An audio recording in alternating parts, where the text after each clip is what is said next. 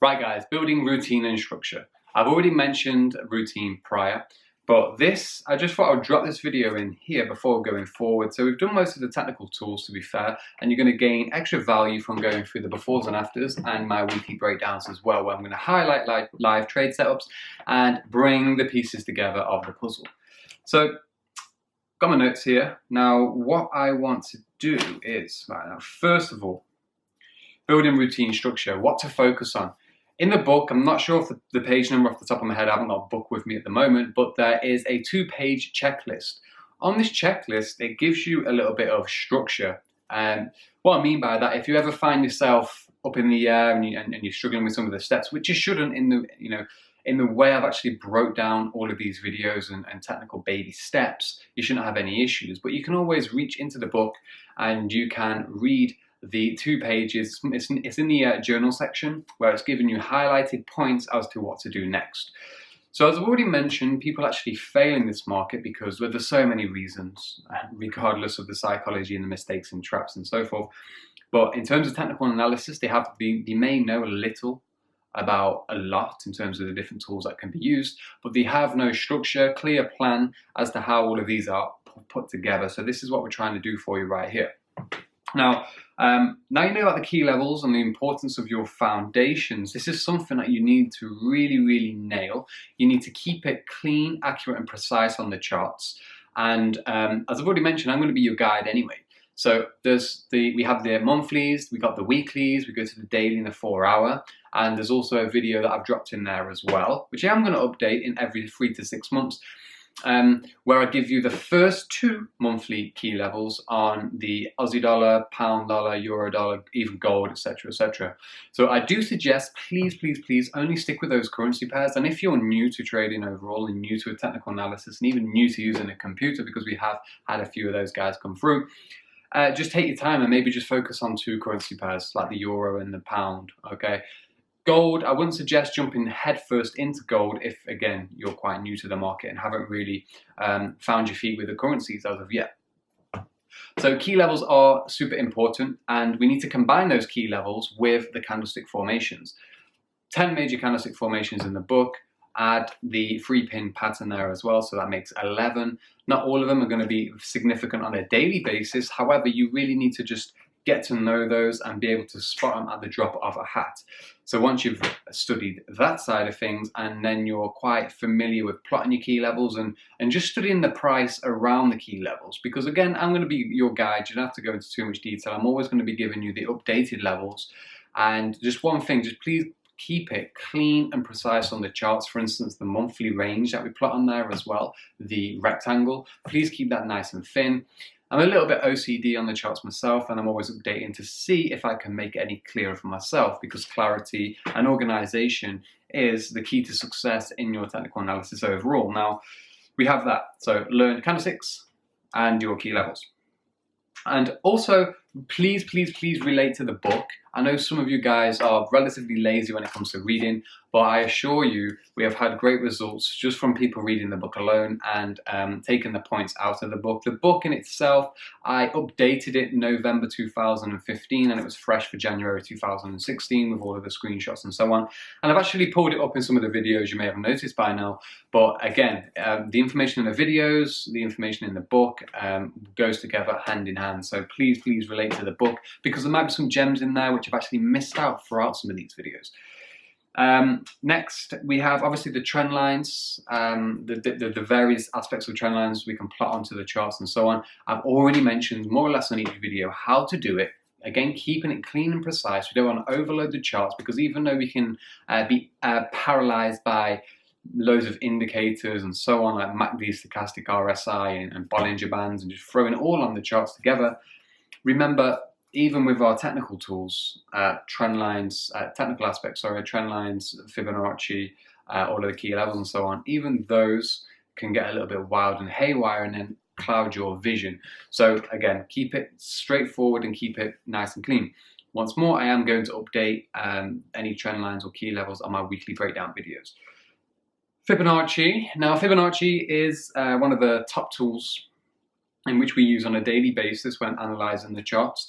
And I've already said, okay, cool, we can use it on the weekly and the daily for an overall bias of where the market's going to go. And then we can maybe zoom down to the 2 hour and the 4 hour, because remember guys, when you're building your routine and your structure, the idea is to, you don't have to have the split screens up, but sooner or later, with me, I just put up the charts in the morning, let's say, and I will have my daily there. I'll already know about the weekly because again, once I've followed these currency pairs and once you guys have followed the 5 currency pairs and maybe gold for quite some time now, and even some of your own currency pairs, if needs be, you're going to know all of the key levels. You're going to know what happened last week. You're going to know what happened last month and even for that past few days.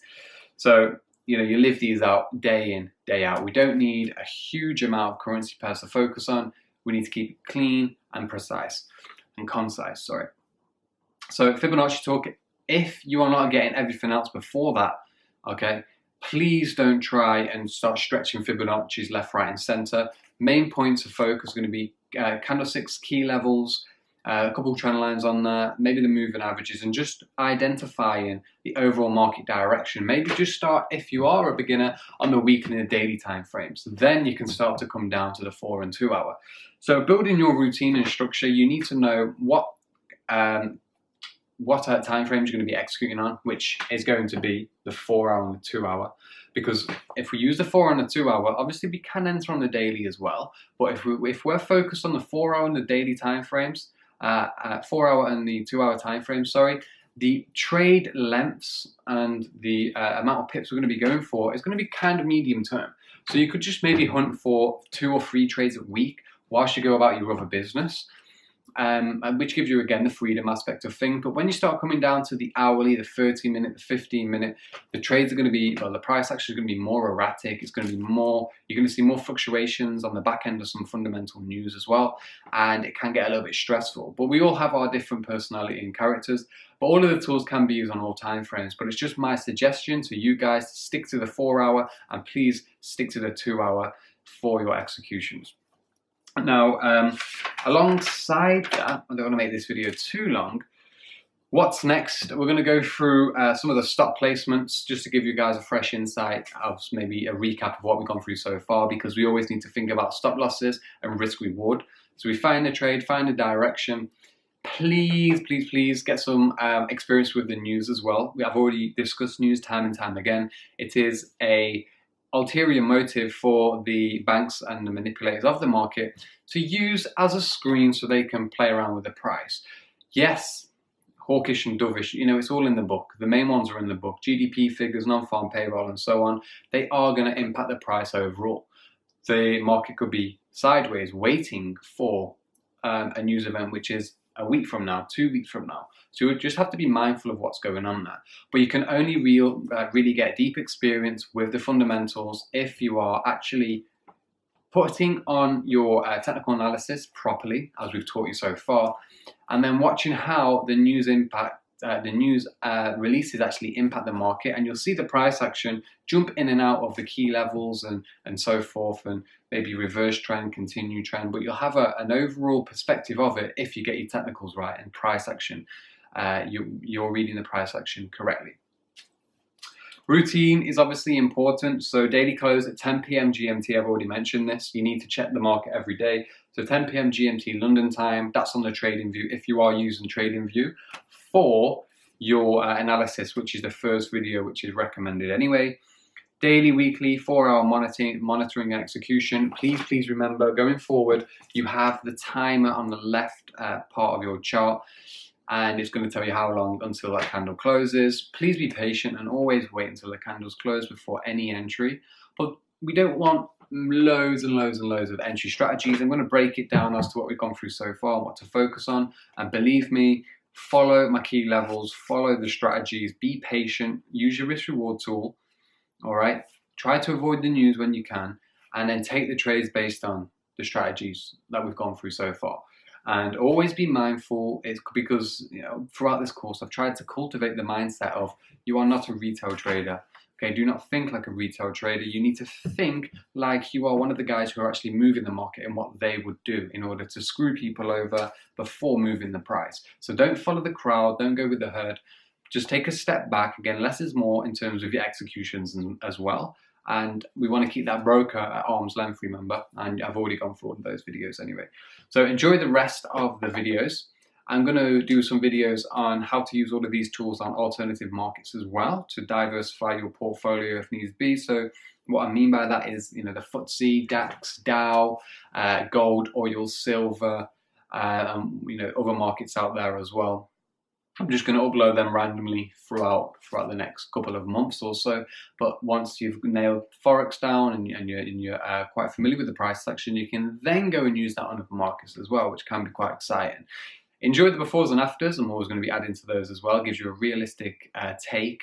The first 7 or 8 were actually in 1 month, and that was a grand total of around nearly 600 pips or so.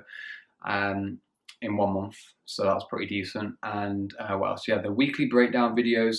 One thing I would like to just drop in there is sometimes I may not spot something that you guys may spot. Don't take my charts and my analysis as gospel, and even my trade setups. Please just use it as a neutral source of information, and go about your analysis as you would, and build your own routine, so you don't even need to look at my stuff anymore, and you can take the tools and you can adjust them as needs be. So enjoy the rest, and thank you.